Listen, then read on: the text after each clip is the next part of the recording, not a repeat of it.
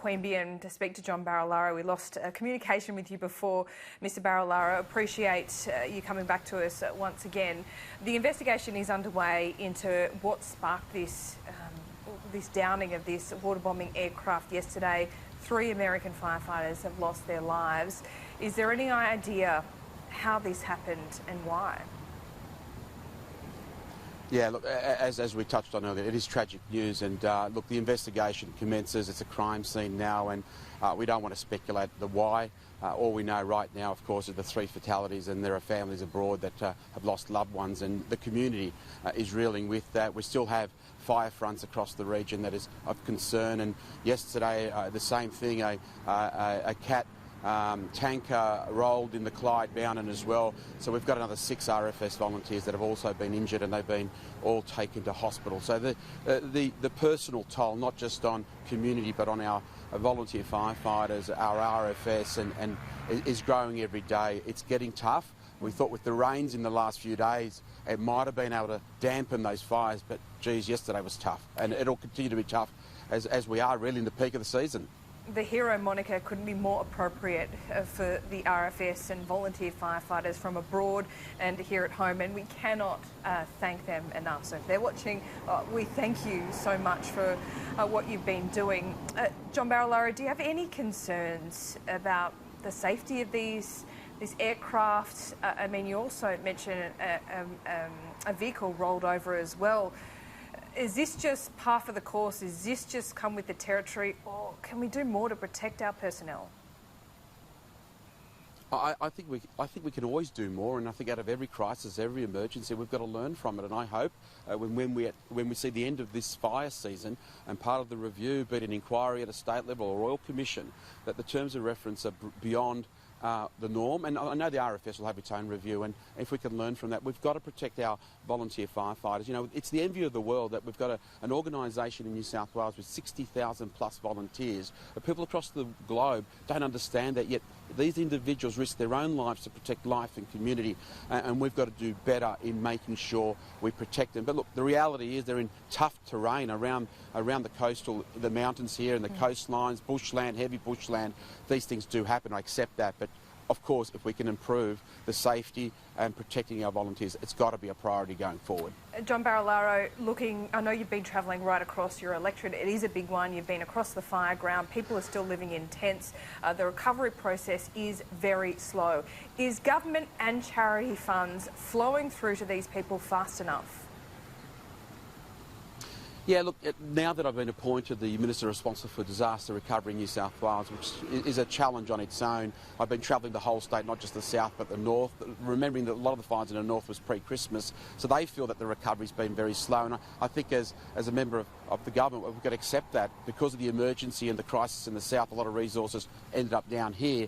But now we're back on track with the recovery. We've got case managers that deal now with every individual registered business or family that is seeking support, and those case managers will stay with those individuals to make sure they get every entitlement they're entitled to and all the support of businesses, farmers, families, individuals. We are just about to appoint the head contractors, both south and north, to get rid of all the debris, all those burnt homes and commercial properties. We're doing that at a cost shared between the federal government and the state, which means for those who are insured, every cent of their insurance policy will go to the rebuild. For those that aren't insured, it means one less burden. So, look, it may have been slow, I accept that, but we've got a lot going right now and it's being accelerated. So let's watch the next few days, the weeks ahead. I believe that you'll see a lot of activity on the ground. Okay, we are seeing that as well, and we can't thank volunteers like Red Cross enough for what they do on the ground. But are you picking up a bit of frustration about how the Red Cross head office is divvying out these funds and whether it's fast enough? I mean, if you look at their last annual report, they spent millions and millions of dollars on things like advertising and renting office space. Is there enough assurance that the money raised this bushfire season is getting to those people still living in tents, left with nothing after the bushfires, and they still need to pay their mortgages? Well, yeah, I mean, we've seen the best of Australians and the best of humanity. The generosity has been huge. In excess of $500 million given in one shape or form to those charities to deliver for those impacted by these fires. And I was just as alarmed as everyone else that the money wasn't flowing. That was some idea that some of that money would be held for the future. Well, that's not how it works, because in the future, that generosity will come again. So, have you I want to asked see that money flow. and what assurances have you been given? Right, so the government is working with the charities. What we're trying to do, and something the state and the feds will do, is coordinate to get a clear line of sight of what charities have raised, what money is available. It's not for government to tell them how to spend it, because it wasn't our money, but we do need some transparency, and we're putting them on notice around that. And I think there's some lessons over the last few days. They have a responsibility, like the government, to make sure money flows. So we'll coordinate that, and we'll see what happens in the days ahead. Are you frustrated by the distractions surrounding your federal colleagues at the moment, who should probably be more focused on this? I think everybody in this country is focused on recovery, on the fires. The politics of the day is almost irrelevant.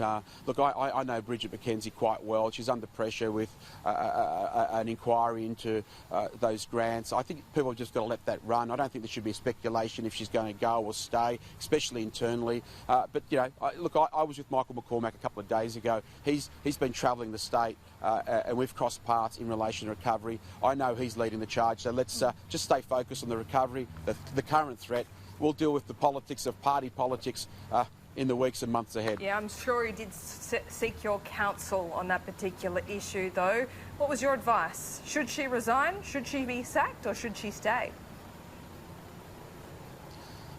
Could I tell you, I've rolled out a lot of money into regional rural New South Wales over the past few years, and there was always accusations that was pork barrelling, but we've got good criteria and program that is set up by the agency, and we deliver money to the regions. I fight for our fair share in the bush. We're always accused of pork barrelling. I think we should let the inquiry happen, let it get to the end of that review, and let's see what that verdict says, and then decisions can be made. But I don't think you should ever speculate. From an opposition perspective, they always call for ministers. I mean, you've seen the facts, you've seen the Auditor General report, and you're not willing to say that she should stay. Well, no, I'd say she should stay, because the reality is that the opposition will always call for resignations, and if we always resigned off the back of opposition calls for resignations, we'd never have a cabinet. We'd be down at swearing in every week. Her Liberal colleagues are the ones calling behind the scenes for her to be for her to resign. Well, I mean, that doesn't speak to happy families at a federal level, does it? Laura, that's all speculation behind the scenes. Let's let the review happen, and then decisions need to be made. John Barilaro, appreciate your time this morning, and it is a pretty tough day there at Queanbeyan. Our hearts go out to the families of those 3 firefighters who've lost their lives. Appreciate your time.